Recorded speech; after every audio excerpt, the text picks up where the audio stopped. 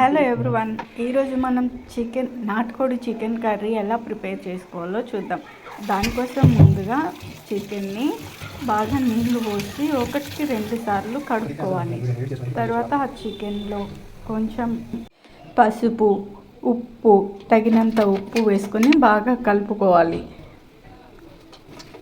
ఈ కలుపుకున్న మిశ్రమాన్ని కుక్కర్లో వేసి ఒక 5-6 విజిల్స్ వచ్చే వరకు ఉడకనివ్వాలి. కుక్కర్లో ఎందుకు అంటే నాటుకోడి కదా, ఎముకలు ఎక్కువ ఉంటాయి కాబట్టి తొందరగా ఉడకదు. అందుకోసం నేను ఇక్కడ కుక్కర్లో ఉడికించుకున్నాను.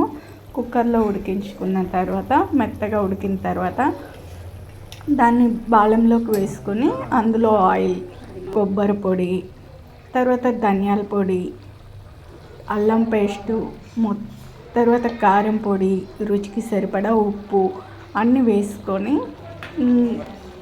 మరి కాసేపు ఇవంతా పచ్చివాసన పోయే వరకు ఉడకనివ్వాలి.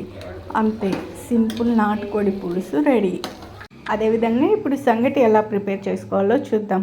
ముందుగా ఒక గిన్నెలకి మేము ఇద్దరం ఉంటాం కాబట్టి 1 కప్పు బియ్యం తీసుకున్నాను. ఆ బియ్యంని బాగా కడిగి కుక్కర్లో వేసి